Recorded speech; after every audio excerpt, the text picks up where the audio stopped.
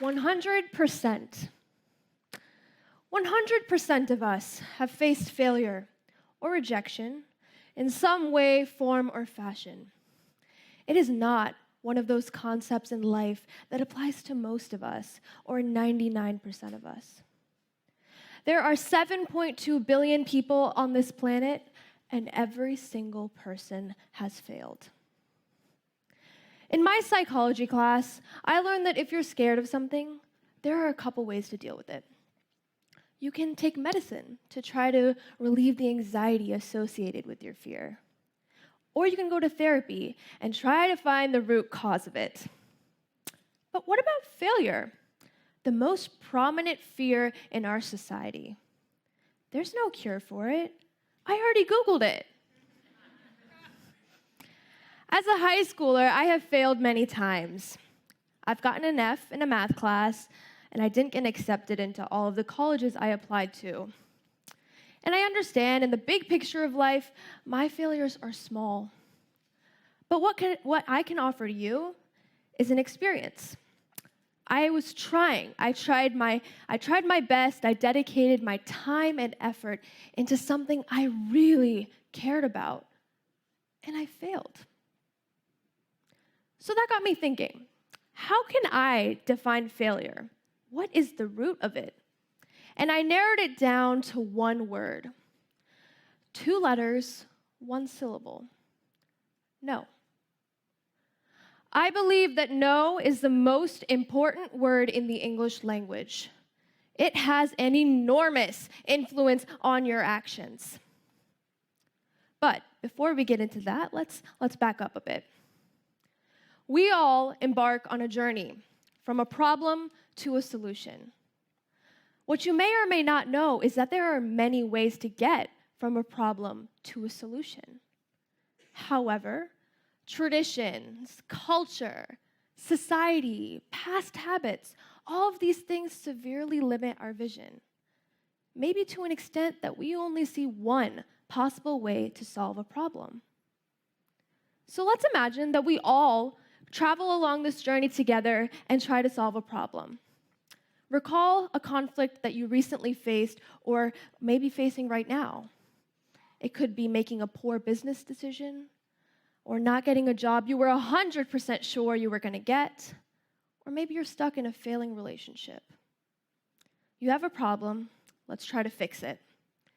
And you see a solution in sight, you develop a game plan, and you dedicate your blood, sweat, and tears into solving this problem, and then bam!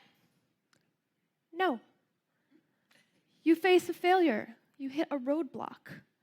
Then what? Ladies and gentlemen, at this point, one of 3 things can happen. 1, you can cry about it and give up. 2, you can rinse and repeat, which is to do the same exact thing over again and expect different results. And 3, this is something that a very small number of us do, and that is to step back and explore. That is to travel outside of your comfort zone and try something new, to truly discover the undiscovered. I determined these 3 steps because I have done them all myself. I'm a senior in high school, but I remember the first day of freshman year, we have always been told that every test, quiz, and assignment was going to make or break you when it comes to the college application process. So, sophomore year, I was sitting in my human geography class with a C. I learned that typical studying techniques like cracking open a textbook and reading for 4 hours wasn't cutting it for me. And you know what I was scared of? Dear Dewani Bhatia, we regret to inform you that you have not been accepted into insert university name here. That no terrified me. So I came up with a different solution. I taught. I spent my lunch periods teaching my peers about the chapters that I had just finished reading. I forced myself to learn the material. It was unconventional, but it worked.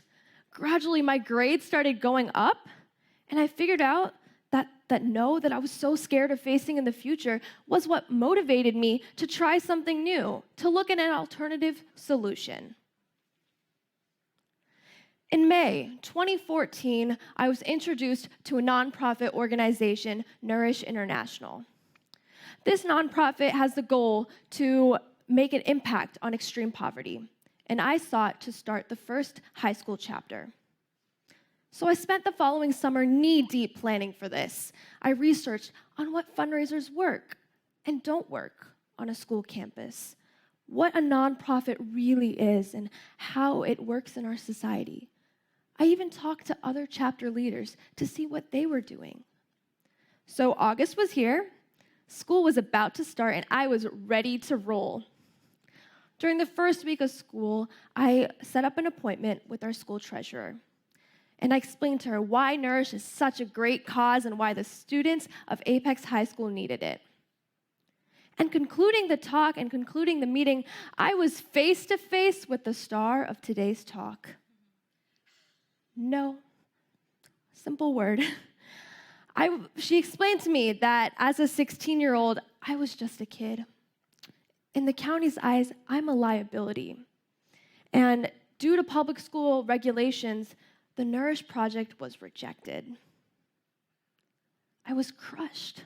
I was frustrated. How can someone say no to such a good cause? But rules are rules. My mom can tell you that I rarely ever cry, but that day I bawled like a baby. The tears had come and gone, and I was ready to dedicate my time into something new at school. But the passion in me would not let me sleep well at night, knowing that I had not done everything in my power to make my vision a reality. So I came up with a different solution. We weren't allowed to fundraise on campus, but what is campus?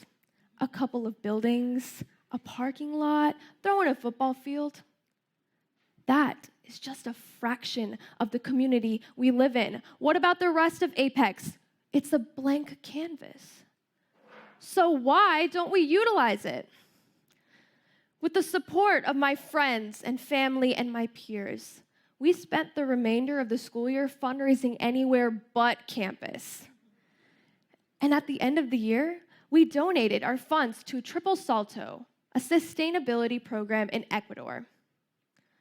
A couple months later, I received an email, and in that email were pictures of a greenhouse being built. Here's one of them shown. And in the message, it said, "This is what your chapter contributed to." Our chapter's funds, along with those of other chapters, donated to fund and build a greenhouse in a poverty-stricken community in Ecuador. This greenhouse provided jobs for women and children, and it promotes sustainable agricultural practices. Now, for a 16-year-old and her team to see the direct impact that was a result of the hard work that we had done earlier that year, that was priceless. It was this event that made me truly realize the power of no. That no is not such a scary thing, but really, it's just a push. It's a push to try something new, to discover an alternative solution, to apply creative thinking. Now, many of you may be wondering, I'm a CEO of a company, I am an expert in my field, I'm a corporate leader. Why in the world should I be listening to an 18-year-old? And you're right, I do not have expertise advice to offer, and I am just now beginning my life experiences. But I have the idea that a simple change in perspective can make a world of difference.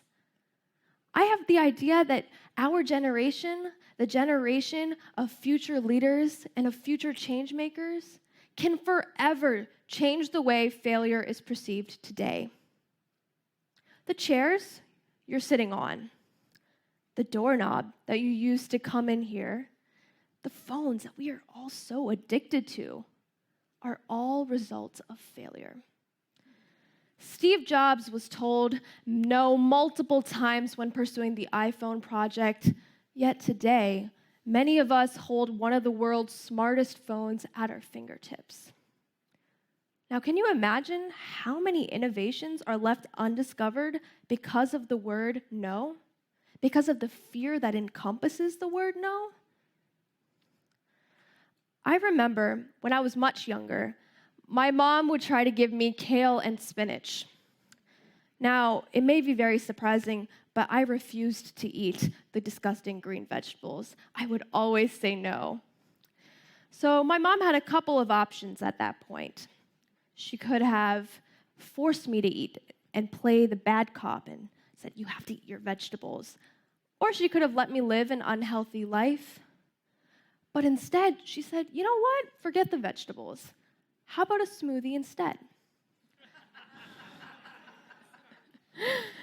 Finding it hard to resist the sugar and the berries and strawberries, blueberries, I said yes.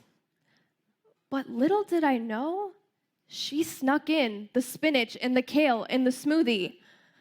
My mom creatively solved a problem.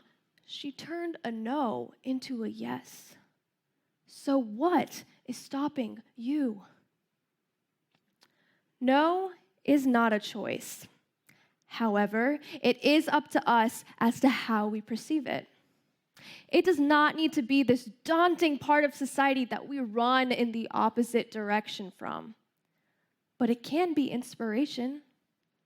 What if we stopped being scared of the word no and started being inspired by it? Up until now, the word no has been viewed as a symbol of rejection. But today, no is a symbol of power. The most important word in the English language is no, because it has the power to change the way you think. And changing the way you think has the power to change the way you act. And changing the way you act has the power to change the world today. I redefine the word no as a new opportunity. So the next time someone says no to you, how are you going to use it to redefine your world today? Thank you.